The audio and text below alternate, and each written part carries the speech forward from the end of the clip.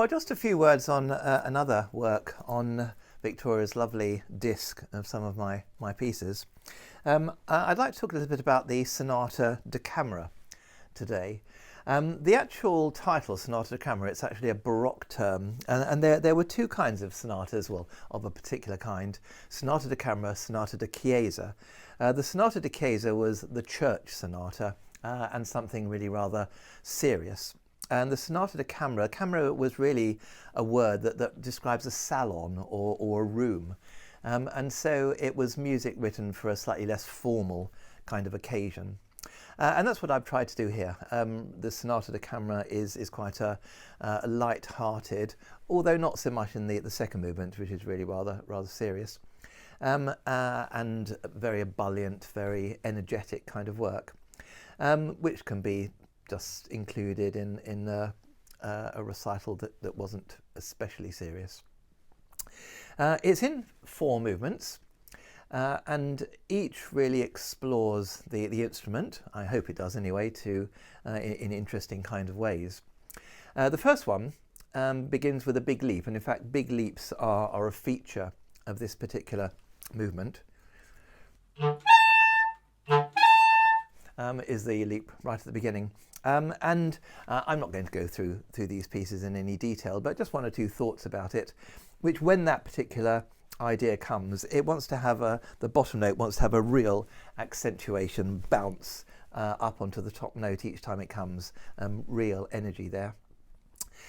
If you have an earlier edition, there is in fact a very slight error, which will be corrected in later editions, which at the end of the first bar, this little chromatic section, that F I like to be slurred on. It's actually tongued here, but slur it on as it does when it comes at the end of the first line. And do it each time, slur it on. Mostly we get it right, but in the very first edition you'll find that figure doesn't always slur onto the next note. So just lots to enjoy here. There are one or two fingery things that you might find a little awkward, like for example bar 5 and others. And the way to practice these is always do them in pairs. A pair of 2 notes is never going to be a problem. That's the first 2 notes of bar 5, and then the second 2 notes. And I think I've said before on one of these videos that whether the 2 notes themselves are long or short, the actual finger movement is the same length. So maybe you start by practicing them quite long notes and gradually reduce them. The actual finger movement is the same speed and the same, it takes the same time to do it. So eventually you do each 2 note groupings quite close to each other. And eventually when you're confident, you just do the 2 finger movements and you'll find that you can control them. The next one. And eventually you can build up all those patterns. The slow movement is all based around one of my favourite chords, the chord of the secondary 7th. And I want you to feel, it says andante espressivo e rubato, so feel a lot of rubato here. For example, really hanging on to the first note in each grouping.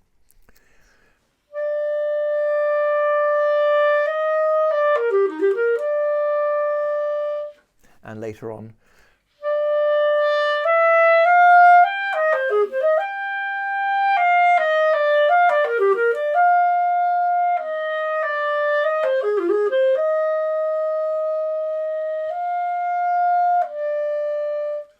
So each of those 6s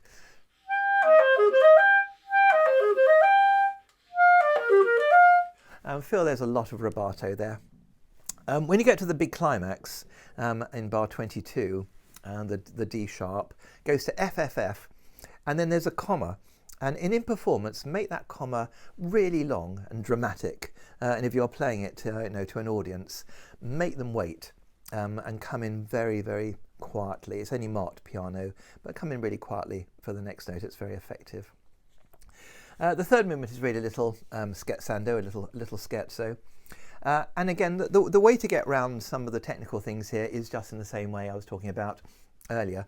Just practice 2 notes and eventually put them together. And you'll find you can build up all those kind of patterns. They're not difficult. You just need to program the finger movement in your mind and you'll get it. The second subject, as it were, when you've decided on your tempo, don't speed up.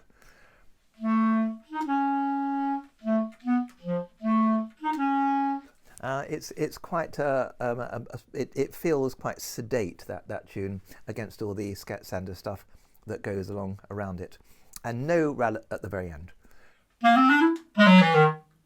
Keep that end in time. I think it's more effective. The last one has got lots of different. It's based on a sort of a dotted rhythmical idea.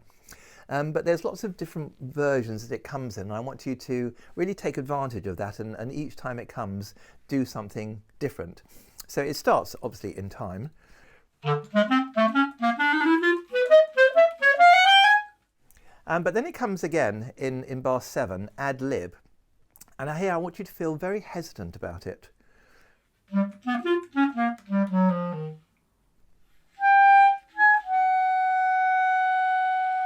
And then that little adagio bar, take a lot of time over it. I use the word ravvivando quite a lot. The word ravvivando means reanimating. So you kind of start those quite slowly and gradually speed up to wherever you want to get back in to the tempo. So a lot of interesting ideas in that, but all based very much on that kernel of the dotted rhythm. So I hope you'll enjoy Sonata da Camera. It's a really fun piece to play. Lots of colours in it, uses the whole range of the clarinet.